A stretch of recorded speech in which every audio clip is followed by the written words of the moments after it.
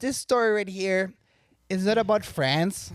This is about America, and this is about what's happening, and this tells you how the powers that be, how they will flip on the people immediately, and how they will band together to have the worst possible outcome.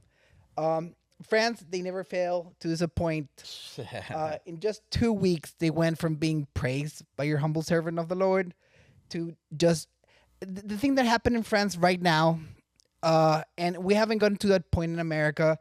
Like, for example, if you break your arm, okay, you get a cast and your arm will heal.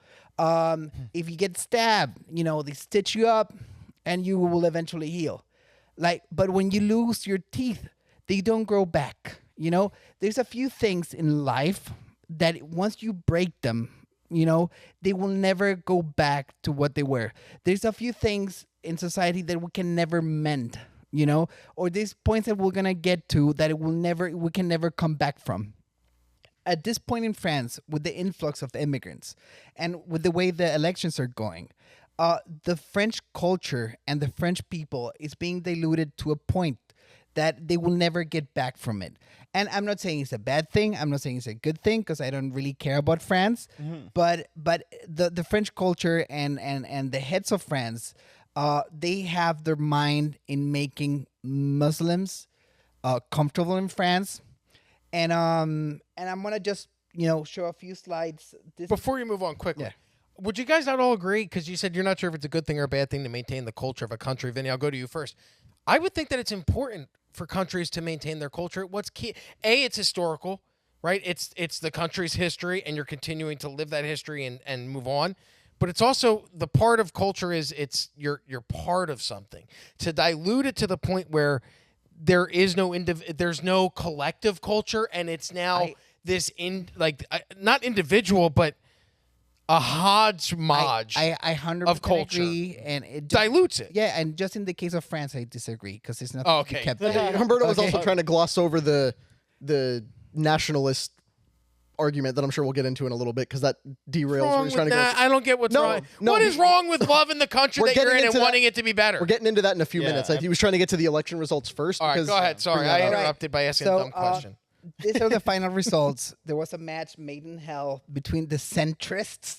What is a centrist? Can someone tell me what? I don't even know what a centrist Fence is. sitter. Just loving banks. Just loving A bank polite lovers. liberal globalist. Yeah, like Macron. It feels like a centrist is a person who has no opinion, right? They can't decide one way or the other. No, they have all the same bad opinions as the people who are wrong. They're just less convinced of them. No, they like to be a little bit wrong all the time. They don't want anyone else to ever be right. That's certainly what they believe in. That's what they believe. They have no opinion, but they don't want anyone else to have an opinion either. So most French people are noticing that their country's going to hell. That I'm gonna get into the crime stats a little bit later.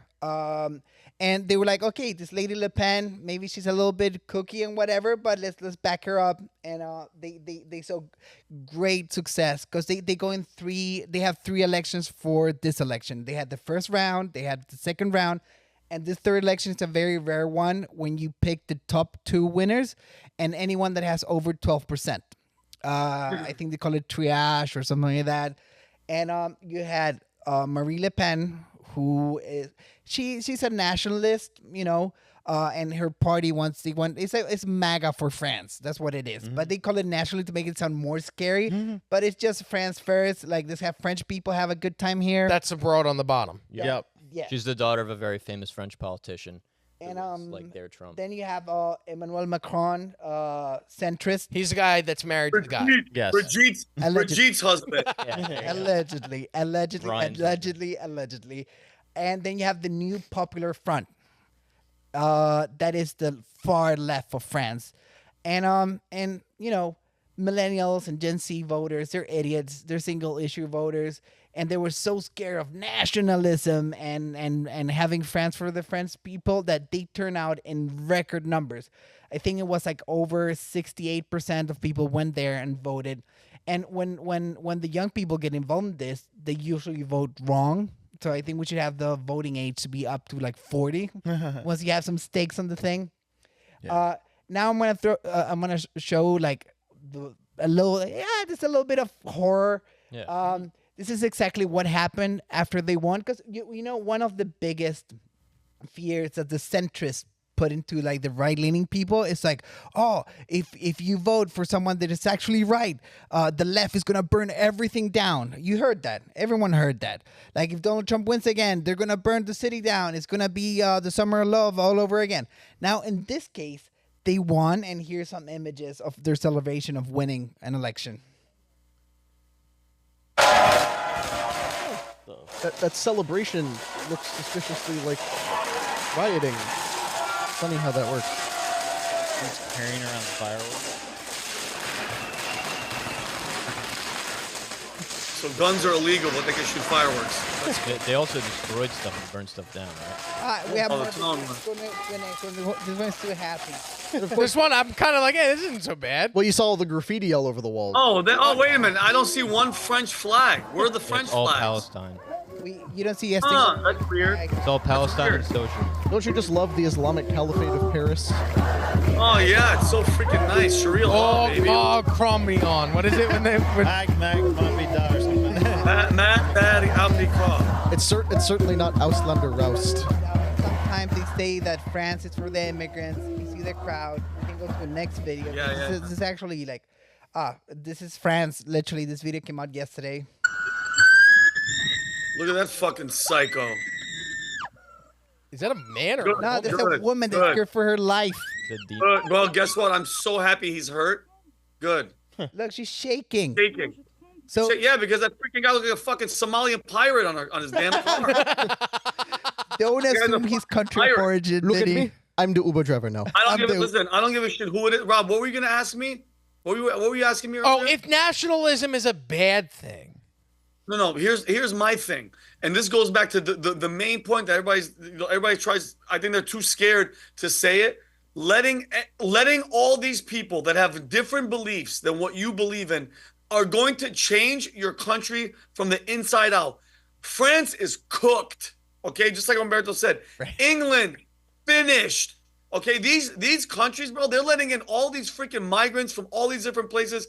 And let me explain something to you. In Brighton, they brought in that freaking mayor. Bro, these guys, nothing they would want more than to put in Sharia law. And when people hear that, you know, because by the way, these liberals, these leftists, these morons that are like, bring everybody. They're purposely trying to change the dynamic of the country. Who was the guy? Not Nigel. Raj. Hungary's president, or he released Orban. this thing. Yeah. Orban. What was it? What's his name? Orban. Orban released this document from George Soros, demon number 2 or 1. I'll put him number 1 before Klaus Schwab and them. This document was like, we're gonna bring 1 million people into these EU and just change the whole dynamic of all this thing. And bro, let me explain something with Sharia law.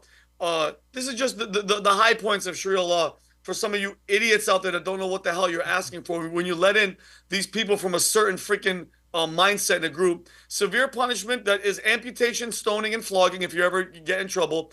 Gender inequality. Women have fewer rights in inheritance, divorce, and testimony, and you have to be covered.